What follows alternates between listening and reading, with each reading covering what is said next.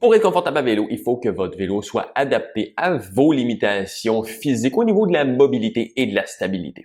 Plus vous avez une grande mobilité et un bon tonus musculaire, plus votre confort à vélo sera plus facile à atteindre. Mais évidemment, chaque cycliste a des limitations et parfois certaines sont beaucoup plus fréquentes que d'autres. Bienvenue dans cette capsule présentée par Vélomag. Aujourd'hui, je vous explique les 3 facteurs de limitation les plus fréquents que j'observe ici dans mon studio de positionnement. Je vais vous montrer comment tester si vous avez ces limitations et aussi vous donner évidemment des pistes de solutions. Premièrement, le manque de mobilité au niveau des ischio-jambiers. Avec les emplois de nature passive, le télétravail, vraiment la restriction au niveau des ischio-jambiers est devenue un peu une épidémie. Premièrement, comment tester? Alors, premièrement, couchez-vous sur une surface plane et relativement ferme. Donc, par exemple, le sol est préférable à votre lit. Et ensuite, essayez de relever une seule jambe en extension complète le plus haut possible, sans aucune rotation du bassin ou compensation comme l'autre jambe qui se relève. Vraiment, tout le reste du corps doit demeurer 100% immobile. Dès qu'il faut commencer à compenser ailleurs, c'est là votre limite. Si l'angle résultant est de 50 degrés ou moins, vous êtes face à une limitation plutôt significative. Ça risque de restreindre plusieurs choses au niveau du confort et vous allez avoir fort probablement besoin d'une portée avec le guidon qui va être plus rapprochée, potentiellement aussi d'un guidon un petit peu plus relevé et dans le spectre des choses, potentiellement aussi une hauteur de selle plus basse que la moyenne.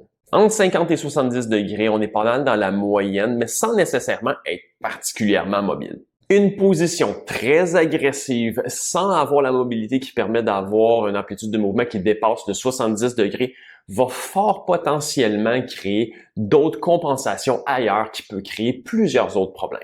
Ce genre de limitation se traduit souvent avec un bassin en rétroversion, c'est-à-dire un basculement beaucoup plus vers l'arrière, qui va souvent créer un dos très arrondi, donc qui peut créer beaucoup de douleur, parfois au niveau de la région lombaire et potentiellement aussi au niveau du cou, donc au niveau des douleurs cervicales. Malheureusement, la correction que je vois le plus souvent les gens faire lors de ce genre de dynamique va être de relever le guidon. Mais souvent, c'est pas la correction qui va être le plus bénéfique. C'est-à-dire que de rapprocher, donc une potence potentiellement plus courte, ça va vraiment avoir un meilleur effet sur diminuer la surextension.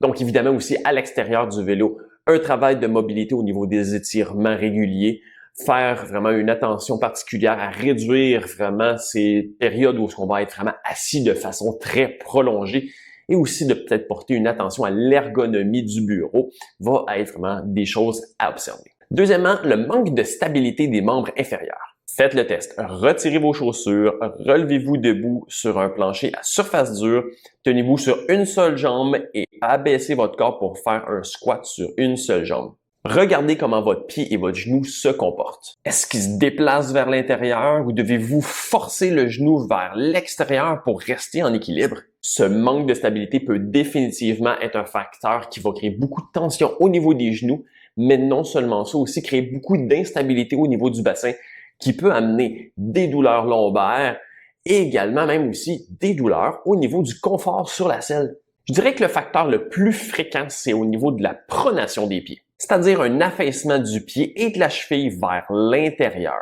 Des semelles avec davantage de support au niveau de l'arche sont souvent une très bonne solution.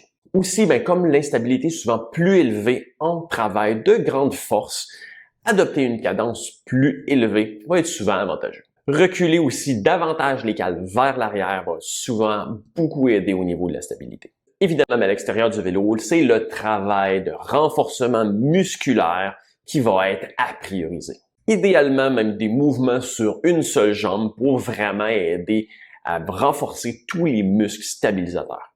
Troisièmement, le manque de tonus musculaire du haut du corps. Les cyclistes sont pas particulièrement reconnus pour avoir un haut du corps très musclé, mais ils devraient probablement y apporter plus d'attention s'ils veulent être confortables à vélo. Même si vous avez une mobilité remarquable, vous allez avoir toujours de la difficulté à maintenir une position plus sportive sans support au niveau du tonus musculaire. Je vais vous donner un exemple que j'ai vu de façon relativement fréquente ici, c'est-à-dire un professeur de yoga. Quand je fais les examens au niveau de la mobilité, c'est incroyable la mobilité que ces gens-là vont être capables d'atteindre. On pourrait croire que ça pourrait lui permettre très facilement, justement avec beaucoup d'aise, d'aller atteindre une position extrêmement agressive, très aéro, très sportive. Mais non, c'est une chose de bien être capable d'atteindre le guidon, c'est une autre chose d'être capable de s'y supporter à long terme. Donc si on a quelqu'un qui va avoir une excellente mobilité mais pas de tonus musculaire, ben finalement, c'est qu'il va avoir tout simplement une position qui, oui, va être penchée vers l'avant, mais qui va avoir jamais les bras aucunement détendus avec le dos et les épaules très affaissés. Et c'est un problème.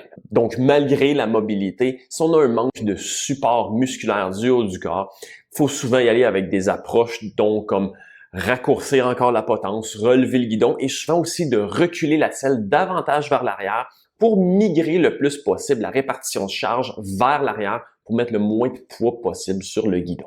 Donc, pour cette raison et pour les autres même que j'ai énumérés auparavant, même si cette, disons, réponse est très peu populaire généralement dans la communauté cycliste, ben, le travail de renforcement musculaire au gym est probablement une des meilleures choses que vous pouvez faire pour améliorer votre confort sur le vélo. Surtout si vous voulez être capable de rouler beaucoup, souvent et longtemps. Et vous, quels sont vos inconforts ou restrictions à vélo?